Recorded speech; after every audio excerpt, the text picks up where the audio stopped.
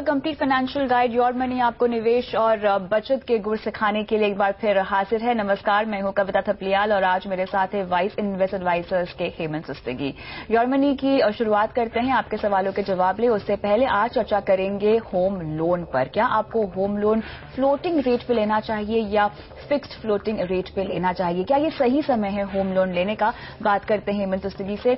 हेमंत जी, जैसे कि हम सब जानते ही हैं कि रेट कट्स का सिनेरियो अब ऑलमोस्ट आ ही चुका है और आरबीआई पर एक तरह से दबाव भी पड़ रहा है कि वो रेट कट्स की शुरुआत कर ही दे।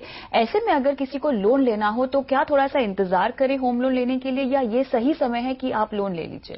देखिए कविता, जैसा आपने बिल्कुल सही कहा, 2 दिसंबर को जो क्रेडिट पॉलिसी हुई थी वहां पे तो आरबीआई ने जो रेट थे वही होल्ड किए हैं, लेकिन काफी स्पष्ट इंडिकेशन दिया है कि अगर इन्फ्लेशन जो है जाके नीचे होता है तो डेफिनेटली उस पर रेट कट हो सकता है। तो मुझे लगता है कि फरवरी तक आपको एक रेट कट की शुरुआत होनी चाहिए। शायद हो सकता है कि अगले साल में हमें 50 बेसिस पॉइंट या 100 बेसिस पॉइंट का कट मिले, लेकिन उससे इंपॉर्टेंट चीज ये है, लगता है जैसे जो सिनेरियो बन के आ रहा है सामने इन्फ्लेशन का, कि आगे अगले जो 1-2 साल हैं वो डेफिनेटली एक लोअर इंटरेस्ट रेट का रेजीम रहेगा। तो वो चीज को डेफिनेटली ध्यान रखना चाहिए, लेकिन हम ये ना भूलें कि ये एक साइकिल है। Exactly. तो हो सकता है कि आप अगर वेट करें तो आपको आज अगर आप जैसे मान लीजिए फ्लोटिंग रेट में लेते हैं तो हो सकता है कि आपकी शुरुआत जो है वो एक नीचे कम रेट ऑफ इंटरेस्ट पे हो जाए, लेकिन आगे जाके जैसे साइकिल है जैसा मैंने कहा तो वो उसका बहुत ज्यादा फर्क नहीं पड़ता। क्योंकि कभी कभी क्या होता है कि हम आपको जो प्रॉपर्टी अच्छी लगी है, जो आपको घर अच्छा लगा है, उसको ढूंढने में टाइम लगता है, उसको सब देखना पड़ता है। अगर आपके पास ऐसी कोई अपॉर्चुनिटी है तो मुझे नहीं लगता बहुत ज्यादा वेट करने से कोई ज्यादा फर्क पड़ेगा उसका। लेकिन हाँ, क्लियर है कि अगर आप क्लियर हैं कि आपको कौन सी प्रॉपर्टी चाहिए, आप वेट कर सकते हैं, तो मुझे लगता है कि अगले 5 या 6 महीने में डेफिनेटली आपको अच्छे रेट पे लोन मिल सकता है। तो ऐसे में हम अपनी ब्याज दर कैसे सिलेक्ट करें, फिक्स्ड या फ्लोटिंग? देखिए, पहले तो हम समझ लें कि फिक्स और फ्लोटिंग में फर्क क्या है। Exactly. फिक्स जैसा कि नाम से पता चलता है वो रेट ऑफ इंटरेस्ट जो है वो फिक्स रहता है, यानी आपको पता रहता है कि आपकी जो ईएमआई जो है वो कितनी होने वाली है। लेकिन ये थ्योरेटिकल है। अगर हम प्रैक्टिकली जाएं तो बहुत कम लेंडर ऐसे हैं जो आपको फिक्स रेट पे लोन देते हैं। क्योंकि आप समझ लीजिए कि आपसे ज्यादा जानकारी जो है वो बैंक के पास रहेगी इंटरेस्ट रेट की मूवमेंट के ऊपर। तो जो रेट फिक्स होगा वो जरूरी नहीं है कि वो आपके फेवर में होगा। फिक्स रेट में आपको कब फायदा होगा? जब आप बहुत निचले स्तर के रेट ऑफ इंटरेस्ट पे आप अपना लोन ले लें। लेकिन बैंक जैसा आपसे ज्यादा जानते हैं तो उनको पता है कि आगे जाके किस तरह का रुझान रहने वाला है इंटरेस्ट रेट के ऊपर, उस तरह से वो रेट फिक्स करेंगे। प्रैक्टिकली क्या होता है, ज्यादातर जो लेंडर हैं उनके पास एक क्लॉज रहता है रीसेट करने का। यानी आज अगर आप फिक्स रेट पे लेते हैं तो अगले 3-5 साल में उनके पास एक क्लॉज रहेगा जहां पे वो रीसेट कर देंगे। तो ऐसा नहीं है कि अगर आपने एक रेट पे फिक्स अगर ले लिया आज तो अगले 15 साल या 20 साल का अगर लोन है तो उसी रेट पे आपको मिलेगा। तो आई थिंक हमें इस चीज का पहले ध्यान रखना चाहिए। फ्लोटिंग रेट जैसा कि नाम से पता चलता है, यहाँ पे वो रेट जो है चेंज होता रहता है। हर बैंक की एक बेस रेट रहती है। ये बेस रेट इसलिए इंपॉर्टेंट है जानना क्योंकि इसके नीचे बैंक जो है लोन नहीं दे पाती है। कुछ एक्सेप्शंस वहां पे जरूर होते हैं, लेकिन ज्यादातर जो लोन है वो बेस रेट के ऊपर एक मार्जिन रहता है या स्प्रेड जो भी आप बोल लीजिए, उन दोनों का जो ऐड करके जो बनता है उस रेट पे आपको मिलता है। यहाँ पे फर्क इतना है कि जैसे जैसे बेस रेट चेंज होगा उसका फायदा या नुकसान जो भी होगा, अगर ऊपर जाएगा तो आपको ज्यादा देना पड़ेगा, कम जाएगा तो आपको कम देना पड़ेगा। जैसे जैसे बेस रेट चेंज होगा उसका इम्पैक्ट जो है वो आपकी ईएमआई पे पड़ेगा। यहाँ पे एक इंपॉर्टेंट चीज और है, ज्यादातर जो बैंक हैं वो ईएमआई को चेंज नहीं करते हैं, वो आपके टेन्योर को चेंज करते हैं, क्योंकि ऑपरेशनली उनके लिए काफी कन्वीनियंट रहता है। तो अगर मान लीजिए रेट बढ़ गया तो आपका टेन्योर बढ़ा देंगे। आपके पास ऑप्शन है, आप जाके बैंक को बोल सकते हैं कि हमको ये नहीं बढ़ाना है, हमारी ईएमआई बढ़ा दीजिए, तो वो आपको कर देंगे। मुझे लगता है अगर ऐसा होता है कहीं पे तो बेहतर यही है कि आप अगर ईएमआई बढ़ा सके तो बढ़ाएं, बजाय इसके कि आप टेन्योर को बढ़ाएं। तो आई थिंक डिपेंड करता है, जैसा मैंने कहा कि अगर आप फिक्स रेट पे लेते भी हैं तो ऐसा नहीं होगा कि आपको वही रेट अगले 15-20 साल तक आपको पे करना है। लेकिन यहाँ पर आप जैसे कि आपने कहा कि किसी को घर खरीदना है तो पहले से प्लानिंग कर लेना सही समय है और उसके बाद एक बार ब्याज दरें घटना का सिलसिला शुरू हो जाए उसके बाद वो लोन ले लें, ये समझदारी वाली बात होगी? जी बिल्कुल। आई थिंक जैसा हम प्रैक्टिकली देखते हैं, घर कभी कभी ढूंढने में बहुत समय लगता है। बिल्कुल। तो पता चला हम एक तरफ इंतजार कर रहे हैं कि इंटरेस्ट रेट नीचे होगा और फिर हम अगर घर ढूंढने लगे, पता चला अगले 6 महीने तक जिस तरह का हमको घर चाहिए वो नहीं मिला, तो भी फिर एक प्रॉब्लम हो सकती है। तो मुझे लगता है जैसा हमने पहले बात की कि इंटरेस्ट रेट कम हो रहा है और अगले 1-2 साल तक कम होने की पूरे उम्मीद है कम ही रहेगा रेट ऑफ इंटरेस्ट।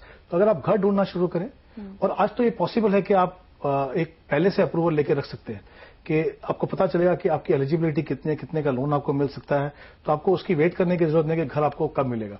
आप एक अप्रूवल लेके रख लीजिए, ओके, पता कर लीजिए बैंक से कि किस तरह के चार्जेस होंगे, अगर आपने वो लोन नहीं लिया तो किस तरह के चार्जेस लगेंगे। अगर आप वो पहले से प्लान कर लें, घर को देखें, तो मुझे लगता है ये सही समय एटलीस्ट उस दिशा में एटलीस्ट वो अपनी शुरुआत कर सकते हैं। फ्लोटिंग रेट पे अगर हम लोन लेते हैं तो क्या प्री पेमेंट पे किसी तरह की पेनल्टी लगती है?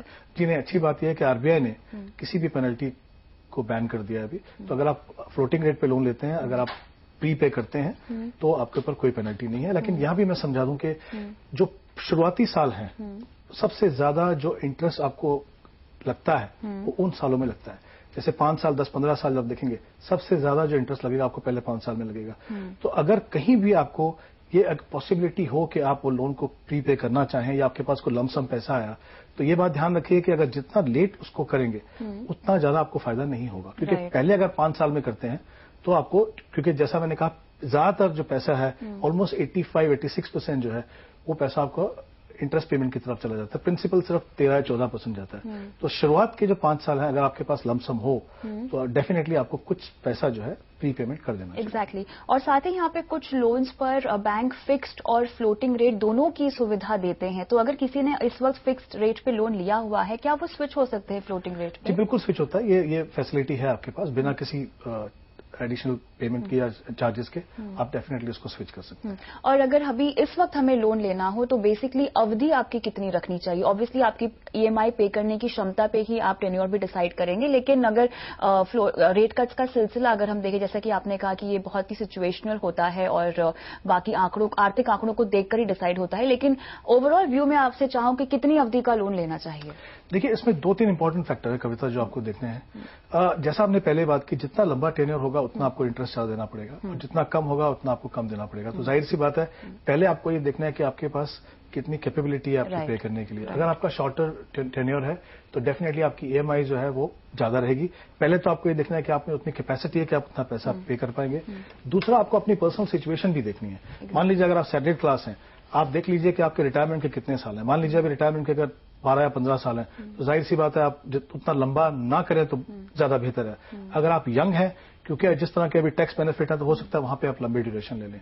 तीसरी इंपॉर्टेंट चीज लगता है मेरे को, जो लगता है कि वो जो हमेशा ध्यान रखनी चाहिए कि आप घर किस लिए, जो प्रॉपर्टी ले रहे हैं किस लिए ले रहे हैं, अपने रहने के लिए ले रहे हैं या इन्वेस्टमेंट के लिए ले रहे हैं।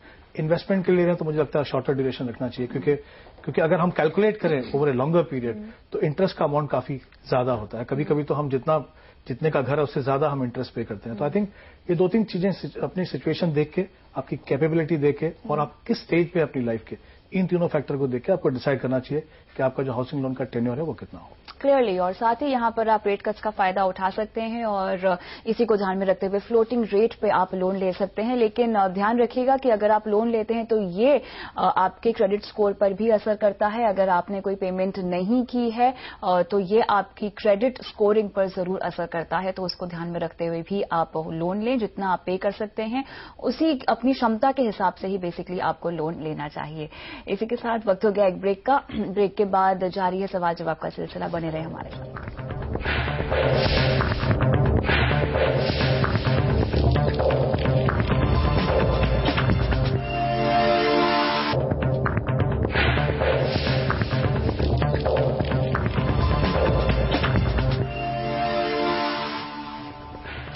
योर मनी में अब शुरुआत करते हैं सवाल जवाब के सिलसिले के साथ, और हमारे पहले दर्शक रणवीर हमारे साथ फोन लाइन पे जुड़ रहे हैं। नमस्कार, कहाँ से बोल रहे हैं आप?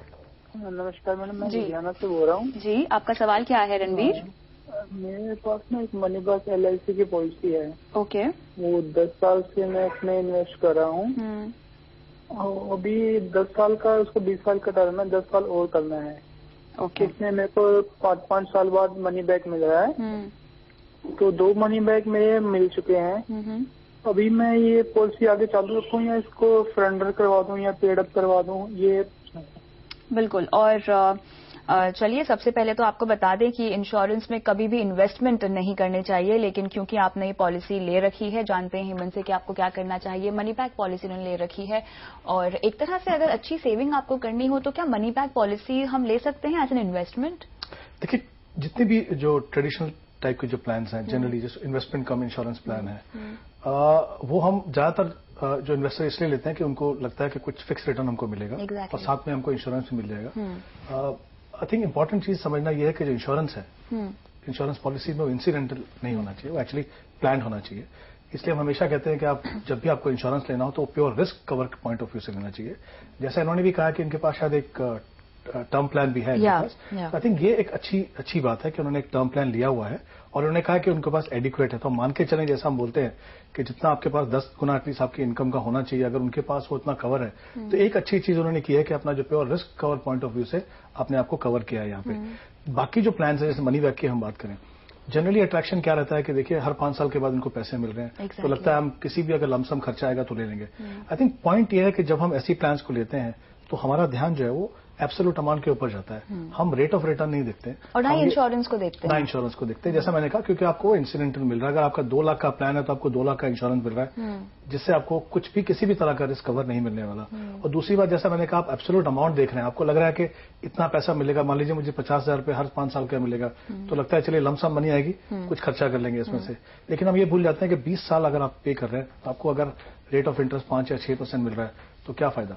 इतने लंबे समय में इन्फ्लेशन 7-8% पकड़ के चलें तो आपके पैसे की वैल्यू कम होगी और किसी भी तरह से जो आपका इतना लंबा समय था आपके पास या जो रहता है, इसमें आप अच्छी खासी कॉर्पस बना सकते हैं। अगर आप अच्छे इन्वेस्टमेंट प्रोडक्ट में जाएं, वो आपका मौका यहाँ पे निकल जाता है। तो मुझे लगता है इनको ये सरेंडर कर देना चाहिए और ये सही समय है कि अगर इन्होंने अपना इन्वेस्टमेंट प्रोसेस शुरू नहीं किया है तो आज ये अपना शुरू करें, अपने गोल्स को डिफाइन करें, प्रॉपर्ली देख ले, क्योंकि मुझे लगता है वो एक प्रोसेस अगर आप फॉलो करेंगे तो आपको पता रहेगा कि हम किस डायरेक्शन में जा रहे हैं, हमें किस गोल के लिए कितना पैसा चाहिए, किस तरह की रिटर्न एक्सपेक्ट करें। तो आई थिंक आप प्योर इन्वेस्टमेंट प्रोडक्ट जैसे म्यूचुअल फंड जैसे प्रोडक्ट में जाएंगे तो आपको काफी फायदा हो सकता है यहां से। और जैसा मैंने कहा, वो भी एक पूरा प्रोसेस समझ के, एक प्रॉपर प्लानिंग करके अगर जाएंगे तो इनको यहाँ पे काफी फर्क पड़ जाएगा। श्योरली। रणवीर, आपको ये पॉलिसी सरेंडर करने की ही सलाह दी जा रही है, जैसे कि मेरे ख्याल से आपने भी शायद इसी संकोच के चलते योर मनी से अपना ये सवाल पूछा है, तो आप क्लियरली इस पॉलिसी को सरेंडर कर सकते हैं। क्या आपका और कोई सवाल है?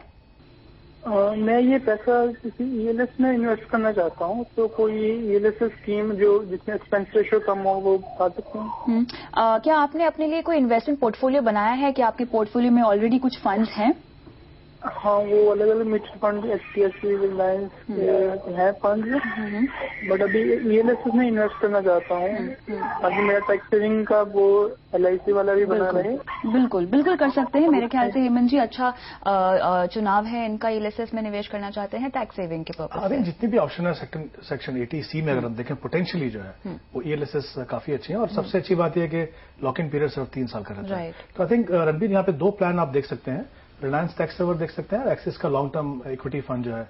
इन दोनों में से कोई एक फंड ले लीजिए, दोनों के दोनों फंड जो है इनका ट्रैक रिकॉर्ड अच्छा है। तो आप जितना पैसा इन्वेस्ट करना चाहें उसके हिसाब से, अगर आप चाहें तो 2 फंड भी ले सकते हैं अगर आपके पोर्टफोलियो में नहीं है।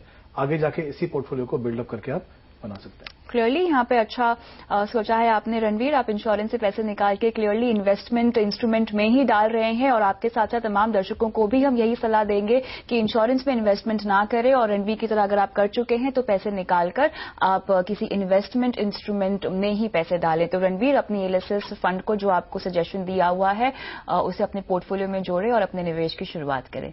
इसी के साथ वक्त हो गया एक ब्रेक का, लेकिन ब्रेक के बाद भी जारी है सवाल जवाब का सिलसिला। बने रहे हमारे साथ।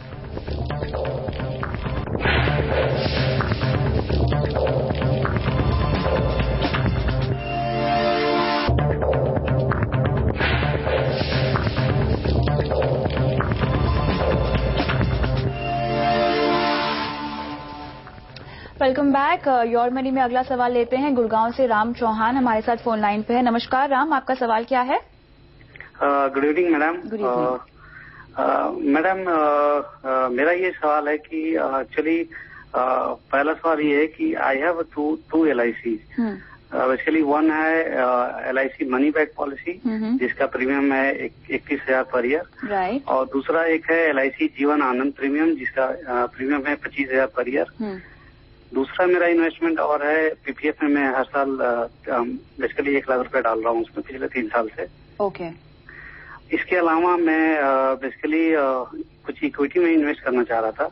ठीक है, आपके पास कुछ फंड्स भी हैं आपके पोर्टफोलियो में, जो डिटेल्स आपने हमें भेजी हुई है, लगभग 4 म्यूचुअल फंड्स है आपके पास। और आपका सवाल बेसिकली आपके गोल्स को लेकर है, शायद अपनी बेटी की पढ़ाई शादी के लिए आप 25-25 लाख इकट्ठा करना चाहते हैं 15 साल बाद और 20 साल के बाद, और आपको 3 साल के बाद 20 लाख की डाउन पेमेंट भी करनी है, इकट्ठा करना है ये अमाउंट अपने घर की डाउन पेमेंट के लिए, और रिटायरमेंट का गोल है आपका जिसके लिए आपको 1 करोड़ रुपए चाहिए। आप अपने लिए टर्म इंश्योरेंस भी खरीदना चाहते हैं राम? जी मैडम, मैंने टर्म इंश्योरेंस अभी तक लिया नहीं है, तो मुझे वो भी खरीदना है। और मेरा एनुअल मैंने बताया आपको इनकम 12 लाख। मुझे बताइए, अगर आपको और निवेश करने के लिए कहा जाए तो आप कितना अमाउंट निवेश कर पाएंगे? मैं इन्वेस्ट कर सकता हूँ मैम, जितना भी चाहिए उतना कर सकता हूँ। तो एडिशनली मैं मतलब ऑलमोस्ट मैं अभी तक जो कर रहा हूँ वो 10,000 रुपया पर महीने में इक्विटी में कर रहा हूँ, 10K मैं पर मंथ पीपीएफ में कर रहा हूँ ऑलमोस्ट, और 50,000 रुपया मैं करीब LIC में कर रहा हूँ। और आप कितना कर सकते हैं? अनदर मैं 20K तक इन्वेस्ट कर सकता हूँ पर मंथ। चलिए हेमंत जी, सबसे पहले तो इनको टर्म इंश्योरेंस रेकमेंड कर देना चाहिए। अच्छा ख्याल है इनको अपने लिए टर्म इंश्योरेंस लेना है। और उसके बाद आप मुझे बताइए कि इनके पोर्टफोलियो में अच्छी बातें और क्या है। आई थिंक 2 इंपॉर्टेंट चीजें रिस्क मैनेजमेंट की अगर हम बात करते हैं तो बिल्कुल सही प्रोडक्ट है टर्म प्लान। इनकी एनुअल इनकम जो है 12 लाख है, इन्होंने कहा 1 करोड़ की लेना चाहते हैं, 1.25 करोड़ का अगर ये ले लें तो ये बिल्कुल सही रहेगा। साथ में इन्होंने कुछ हेल्थ इंश्योरेंस के बारे में कुछ मेंशन नहीं किया है राम। अगर आपके पास हेल्थ इंश्योरेंस नहीं है तो आपकी एक छोटी फैमिली है, यंग फैमिली है, तो आप एक फैमिली फ्लोटर हेल्थ प्लान ले सकते हैं यहाँ पे। तो ये दोनों चीजों से इनका रिस्क मैनेजमेंट जो है पूरा हो जाएगा। अगर इनके गोल्स पे आए तो इनके 4 गोल हैं। एक गोल जो है वो मैं कहूंगा मीडियम टर्म है, शॉर्ट या मीडियम टर्म 3 साल का है, जिन्होंने इनको डाउन पेमेंट के लिए 20 लाख रुपए चाहिए। और बाकी जो 2 गोल्स हैं, डॉटर की एजुकेशन और मैरिज, बस उनके पास 15 और 20 साल हैं यहाँ पे, और इनकी रिटायरमेंट के लिए करीब करीब इनके पास 28 साल हैं। तो पहले मैं तीनों गोल्स की बात करूं जो लंबे समय के हैं। 12% का अगर हम रिटर्न मान के चलें तो पहला जो गोल है उसके लिए आपको इन्वेस्ट करना पड़ेगा 5,500 रुपीज, दूसरे गोल के लिए 3,000 इन्वेस्ट करना पड़ेगा, और तीसरे गोल के लिए जो आपकी रिटायरमेंट है, यहाँ पे मैं 3 करोड़ का कॉर्पस लेके चल रहा हूँ जैसा आपने कहा है, तो वहां पे 13,000 इनको इन्वेस्ट करना है। लेकिन जो घर के लिए इनको डाउन पेमेंट चाहिए, क्योंकि 3 साल का समय है, वहां पे जो एज्यूम रेट ऑफ रिटर्न हम ले रहे हैं वो करीब 10% ले रहे हैं, तो उसके लिए करीब 48,000 आपको इन्वेस्ट करना पड़ेगा। तो कुल मिला के 69,500 रुपीज आपको इन्वेस्ट करने रहा हूं। आप 10,000 रुपए इन्वेस्ट कर रहे हैं, आप 10,000 और इन्वेस्ट कर सकते हैं। तो मुझे लगता है वो पीपीएफ की बजाय अगर आप यहां पे उसको डायरेक्ट करें तो आपके जो 3 गोल हैं लॉन्ग टर्म वाले, उनके लिए जो पैसा आपको करीब करीब 21,500 चाहिए वो आपके पास है। जहां तक घर की बात है, अगर आप देख लें, जैसा मुझे लगता है अगर आप टर्म प्लान ले लेंगे तो डेफिनेटली आपकी जो ट्रेडिशनल प्लान है आपके ऊपर, आपके पास वो, उसके बारे में आपको रिकंसिडर करना चाहिए। मुझे लगता है कि आप अपनी उसमें सरेंडर वैल्यू देख लीजिए, मिनिमम टर्म जो पेमेंट करना है वो देख लीजिए, उसको देख के आप अगर मुझे लगता है सरेंडर करेंगे तो वो ज्यादा बेहतर रहेगा। वो पैसा भी आप अपने गोल्स के लिए डायरेक्ट कर सकते हैं। बट मुझे लगता है जो आपकी करंट सिचुएशन है उसको देखते हुए जो घर के लिए इनको पैसा चाहिए, मुझे लगता है शायद उसमें थोड़ा सा इंतजार करना पड़ेगा। बाकी जो 3 गोल्स हैं वो बिल्कुल सही है, और जो फंड्स इनके पास हैं वो अच्छे हैं। 1-2 फंड में इनको और रिकमेंड कर सकता हूं यहाँ पे, IDFC प्रीमियर इक्विटी और रिलायंस इक्विटी अपॉर्चुनिटी, ये आप देख सकते हैं। लेकिन ध्यान रखिए, जब भी आप घर के लिए इन्वेस्ट करना शुरू करें 3 साल के लिए, तो ऐसे ऑप्शन में इन्वेस्ट कीजिए जहां पे बहुत ज्यादा इक्विटी ना हो। तो जैसे एक बैलेंस फंड है, जैसे IDFC बैलेंस एडवांटेज फंड है, या कोटक का जो इक्विटी सेविंग स्कीम है, ऐसे इस तरह के फंड जहां इक्विटी कम हो लेकिन टैक्स एफिशिएंट हो, ऐसे आप ऑप्शंस को देखिए ताकि आपको रिटर्न जो है टैक्स एफिशिएंट मिल सके। क्लियरली, और आपकी निवेश करने की क्षमता जैसे जैसे बढ़ेगी वैसे वैसे अपने निवेश की राशि को भी आप बढ़ाइए और अपने लिए टर्म प्लान सबसे पहले ले लें। यही आपको सलाह योर मनी से आज दी जा रही है। बहुत बहुत शुक्रिया हेमंत आज शो पर आने के लिए। और योर मनी में आज के लिए इतना ही, लेकिन आप बने रहे CNBC आवाज के साथ। नमस्कार।